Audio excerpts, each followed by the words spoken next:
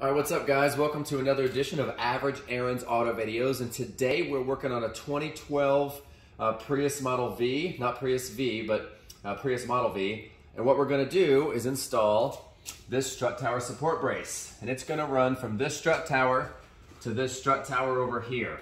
Now this Prius is a front wheel drive car, and if you had to pick between tendencies of understeer and oversteer, it tends to understeer a little bit. So installing this when you tighten up the front, just to be aware, it will increase the tendency in slick or adverse weather conditions to understeer a tiny bit more.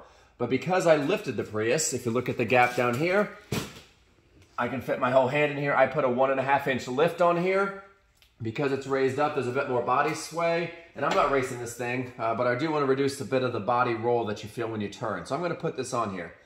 So to do that, we got to move our windshield wipers and the motor and then this metal cowling in here. And I've gone ahead, I'm gonna put this down real quick. And then I'm going to remove on the ends, there are these caps right here like this that are in here. I've already gone ahead and moved them. You can just stick a flathead screwdriver in there and just wiggle it gently and they'll pop up and they come off. There's one on each side. And then you'll want to lift this up, just comes right off. And then what I'm gonna do is go ahead and loosen all these and take them off. And then I'm gonna come back after I've done that. All right, so I went ahead and used a 14mm to remove these three, and they just pop right off. This one you may have to like bend a little bit to get it to come up. Sometimes lowering the hood can help do that too. You want to be careful using a ratchet in here so that you don't damage the windshield, because if you hit that too hard, you'll get a crack in your windshield, which I already have several, so it's not too awful. And then what you're going to want to do is work your way along. You've got 1, 2, 3, 4, 5, 6 little clips. 7th one here, and then you've got 2 pins. And this one's already popped up because I don't know how it didn't expand down. So you can squeeze the bottom ones of these. And these little pins right here come up, which is nice. Put those somewhere you don't get them. So I'm gonna pause, I'm gonna lift up all these little clips. Be real gentle as you do that. And then we'll come back once we get the top of this cowling off. All right, so just lifted them up. Just do it gentle, rock back and forth. Set the screwdriver down. And it comes off. All right, we'll set that down here. And then next we're gonna go after, we've got 1, 2, 3, 4 10mm bolts for the windshield wiper motor. And then you wanna remove this clip here and this clip here, if you can, to just kind of get this out of the way. Sometimes you'll see people say you need to disconnect it. I just remove the clips and fold it down and set it on top. And then I can get after the rest of the 10mm clips that are in here. But since I've got it now, you do want to bend these pieces down gently before you go to remove it. So that way when you pull it out, it works a lot better. So let me get these 10mm out and I'll show you what the rest looks like.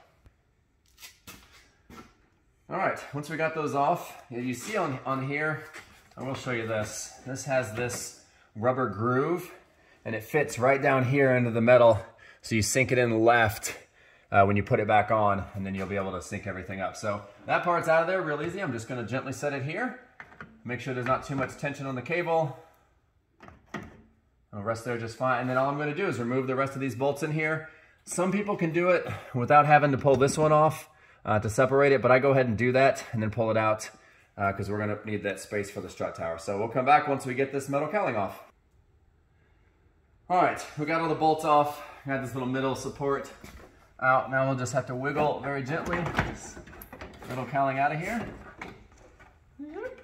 Careful not to hit your windshield and glass. Slow and steady. All right, now we have access to the brackets where we need to put the strut tower support brace. So your brackets are going to look like this, and you'll attach them on top here, and you can see the spacers right in there for that I have on here that increases the lift of the Prius 1.5 inches.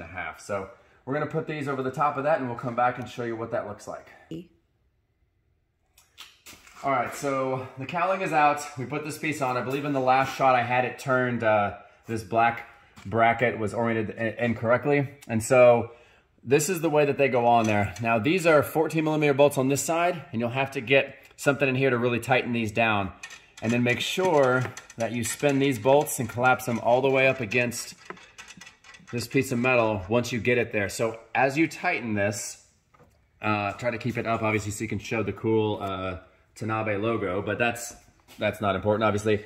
But as you tighten this, once you've tightened those down here, it's gonna kind of push the bar against the other way and kind of push against the brackets, so it'll help hold it and kind of keep it a real tight fitting. So it'll help transfer some of the shocks or some of the impacts and some of the load as you're turning, or if you hit bumps in the road and stuff like that too. It will firm up the ride of the car a tiny bit because you have independent suspension, I think.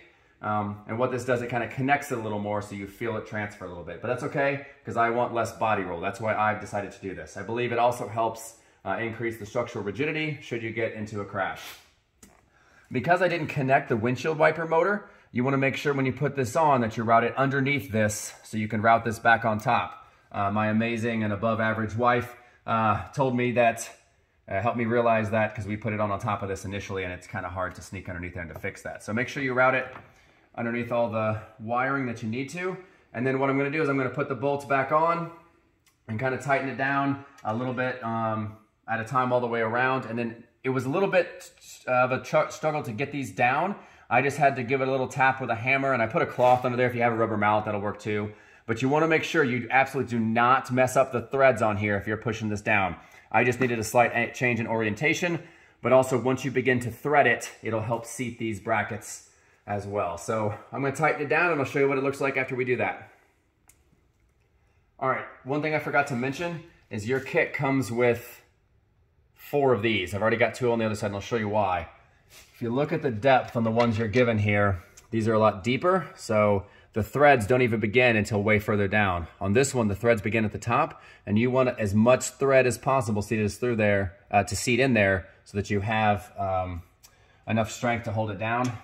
So this one can seat and go all the way down. If you're looking back here, I barely have any threads because a lot of the threads are still sitting up top. So make sure you use the new nuts that come with it and put these on top, because if you look at the other side where they're seated over here, those seat all the way down. We haven't tightened them yet, but they'll seat a lot better, and then you'll still use the original one for this side right there. So that's what I wanted to show you. We'll come back once we tighten them. All right, so we got these tightened down on the back there because the cowling has to go here, so you can't take this off. And then one of the things I want to do now is tighten this up first. So I've got one of these, I think it's an 8mm is the largest one listed here, and then a 14mm wrench on this side. So I'm just going to tighten this up. I like using the closed side, and then you got to hold it so it doesn't freely spin once you start to tighten it up. Don't leave anything out here loose. So I'll do that. And then this is the larger size. I'll find that one. Let me come back to you with the size wrench needed to tighten this up. All right, so the wrench size needed here is about a 17. So we get it pretty snug. I'm not gonna tighten it down all the way because I still wanna make sure if I need to adjust anything, I can do that. And then when I put the cowling back on, I can hopefully adjust some of that as well too. So let me tighten up the sides and I'll put the metal cowling back and then we'll see where we're at from there. All right, put this metal piece back in.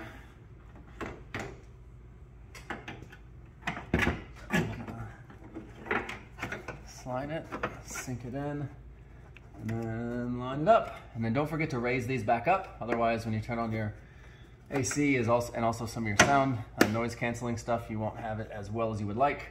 So make sure you raise those back up. Plus there's a screw underneath here on this side that you'll want to see anyway. Now I'm not going to tighten it down. I'll let you guys do that. Just do everything you did in reverse. I'm actually going to leave it off because now I have to replace the spark plugs. So I don't want to have to pull everything off again. So I hope you guys liked that video. Be sure to hit that like and subscribe button just because it'll give you that warm fuzzy feeling that you're helping me out and allowing me to make more videos. And thank you guys for spending the time watching this, and hopefully this helps you guys if you decide to do this mod to your car. You all have a great day and we'll see you guys next time.